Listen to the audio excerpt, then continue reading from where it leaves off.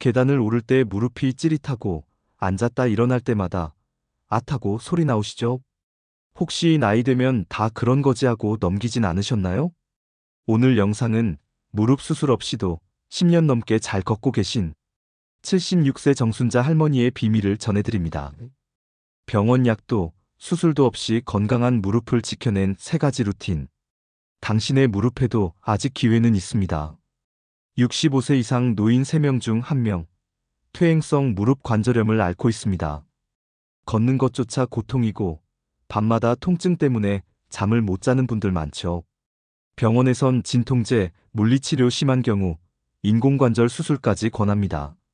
하지만 수술하면 또다시 해야 한다는 말에 망설이고 계시진 않나요?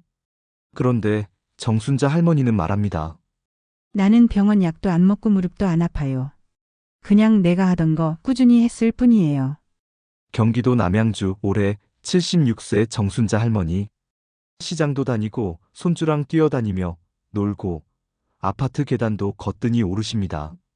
하지만 10년 전만 해도 무릎이 붓고 욱신거려 걷는 것 자체가 고문이었죠. 밤에는 통증 때문에 자다 깨기를 반복하고 병원에선 수술이 필요하다고 했습니다. 하지만 할머니는 수술 대신 하루하루 직접 몸을 돌보기로 결심하셨습니다. 그때 마을 보건소에서 들은 아주 소박한 3가지 실천. 그 작은 습관들이 할머니의 무릎을 되살렸습니다. 자, 이제 정순자 할머니의 무릎 지키는 3가지 루틴을 알려드릴게요. 첫째, 매일 아침 양배추찜.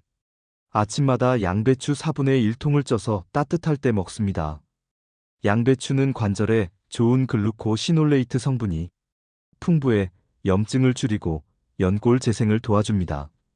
둘째, 벽 짚고 스쿼트 하루 10회.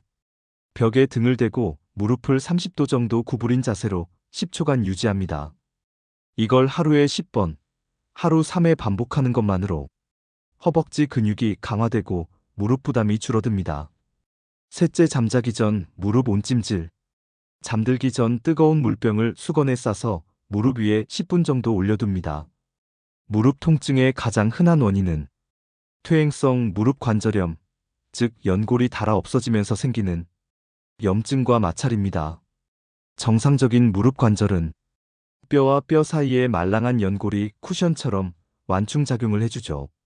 하지만 나이가 들면 이 연골이 점점 얇아지고 심하면 닳아서 뼈끼리 맞닿는 상태가 됩니다. 이 상태에서 반복적으로 걷거나 무리하게 계단을 오르거나 앉았다 일어서는 동작을 자주 하면 관절 안쪽에 염증이 생기고 통증, 붓기, 뻣뻣함이 동반됩니다.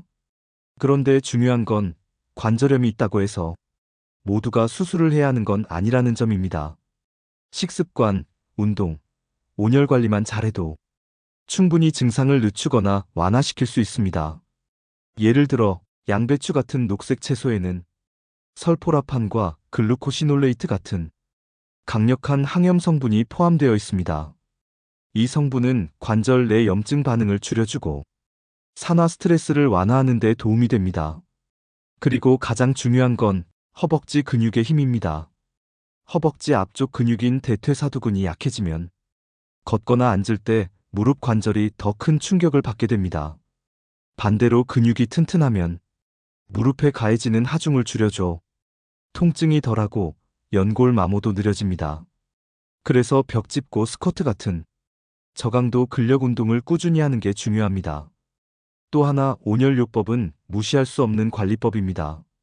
따뜻한 온열 자극은 무릎 주변 혈관을 확장시켜 혈액순환을 촉진하고 염증 부위의 회복을 도와줍니다.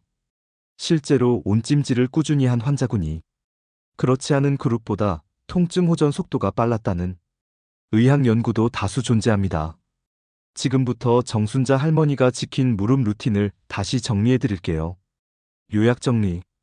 첫째, 양배추찜. 마침 공복에 따뜻한 양배추 한 덩이. 둘째, 벽 짚고 스쿼트. 하루 10회씩. 무릎 30도 굽히고 10초 유지. 세 번째, 온찜질. 저녁마다 무릎에 따뜻한 물병 10분. 이 3가지만 잘 지켜도 무릎 건강은 얼마든지 스스로 지킬 수 있습니다. 수술은 최후의 수단일 뿐입니다. 많은 분들이 이렇게 비수술적 방법으로 무릎을 지켜내고 있습니다. 혈액순환이 좋아지고 밤 통증이 줄어든다고 합니다. 어렵지 않죠? 이렇게 매일 해보시면 분명히 무릎이 달라질 겁니다. 무릎은 걷기 위한 것이지만 걷는다는 건 단지 움직임 이상의 의미가 있습니다. 걷는다는 건 세상과 연결되고 가족을 만나고 나를 지키는 힘입니다. 정순자 할머니는 말합니다. 이제는 손주 손잡고 공원도 가고 시장도 걷고 내 두 다리로 어디든 갈 수 있으니 그게 제일 행복해요. 포기하지 마세요. 지금부터라도 시작하시면 됩니다. 당신의 무릎도 다시 살아날 수 있습니다.